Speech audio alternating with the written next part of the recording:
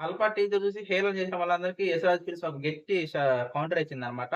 ఆ టీజర్‌లో ఏదైతే ఉందో ఇప్పుడు ట్రైలర్ వచ్చేసరికి ఆ టీజర్‌కి, ట్రైలర్‌కి మధ్య ఇప్పుడు అర్థమైందనమాట.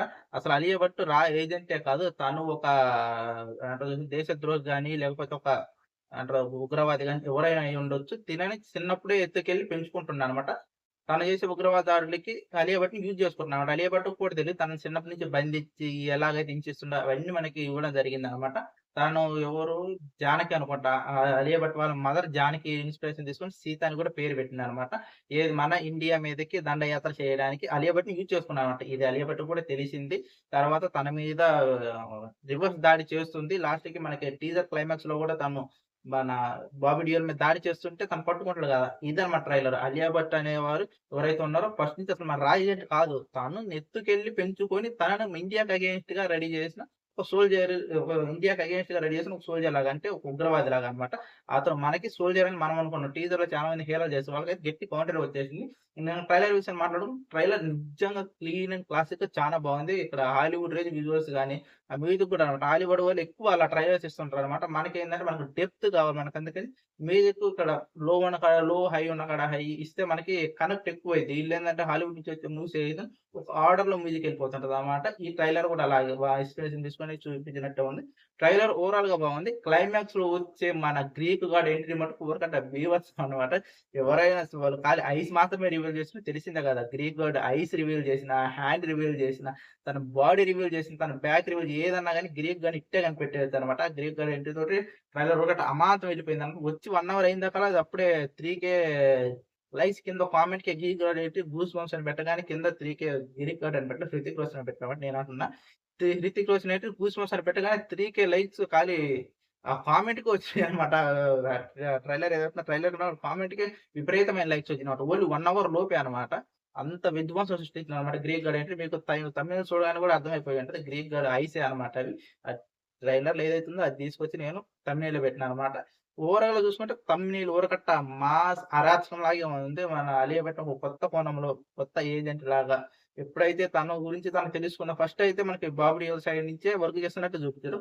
తర్వాత మళ్ళీ మనకి ఒక హీరోయిన్ పేరు ఉందబ్బా మర్చిపోయినా. ఆవిడ ఎక్స్‌ప్లెయిన్ చేయడం గాని, నేను నీతో మాట్లాడాలాగాన అంటే నువ్వు ముందు నన్ను గెలిచి నాతో మాట్లాడు అంటది కదా! అక్కడేదో సంభాషణ జరుగుంటది అప్పుడు చెప్పుకుంటారనమాట.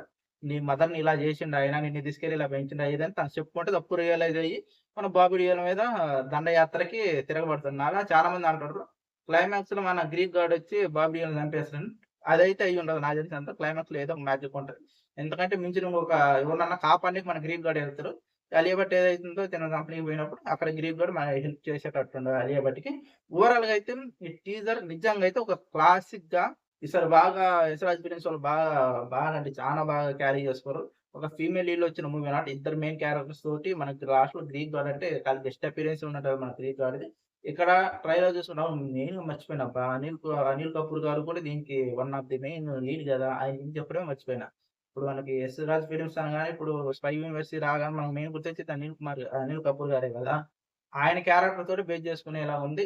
లాస్ట్‌కి మన 'హృతిక్ రోషన్' గారు 'వార్ 2' తర్వాత ఏమైంది మ్యాటర్? ఆ తర్వాత ఏం జరిగింది? అతను ఎళ్ళిపోతారు గదా! మన ఎవరు 'ఎన్టీఆర్' అన్నకి ఈళ్ళిద్దరు గొడవ ఏదో ఎవరి దారిలో ఎళ్ళిపోతారు గదా! 'ఎన్టీఆర్' చనిపోయిండని, 'ఎన్టీఆర్' అన్న చనిపోయిండని మన గ్రీక్ గాడ్ మొత్తం వాళ్ళకి చెప్పేస్తుంటాడు. సడెన్‌గా మన గ్రీక్ గాడ్ కనిపించకుండా ఒక అజ్ఞాతంలోకి ఆ తర్వాత గ్రీక్ గాడ్ ఇచ్చినట్టు గ్రీక్ గాడ్ ఎందుకంటున్నానంటే ఆ ఐస్ గాని, ఆ డ్రెస్ గాని చూపించిన విధంగా నాకు చూడగానే గ్రీక్ గాడ్ లాగే అనిపించింది. అందుకనే గ్రీక్ గాడ్ అని చెప్పి 'రితిక్ రోషన్' అనగా గ్రీక్ గాడ్ అని ఒక ట్యాగ్ గూడా ఉంది గదా! ఈ ఓవరాల్‌గా ట్రైలర్ మాట్లాడుకుంటే ట్రైలర్ పర్లేదు బాగుంది. అనిల్ కపూర్ గారు గాని, అలాగే బాబు డియోల్ గారు గాని, అలియా భట్ గారు గాని ఒక మెయిన్ లీడ్ ఉంది గాని పేరు మర్చిపోయినా.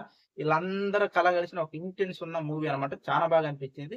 ఓవరాల్‌గా మాట్లాడుకుంటే ఈ ట్రైలర్ ఒక్క ముక్కలో చెప్పాలంటే ఒక క్లాసిక్ అండ్ హాలీవుడ్ విజువల్స్‌తో చూపిస్తున్న ఒక ట్రైలర్ లాగా నాకైతే అనిపించింది.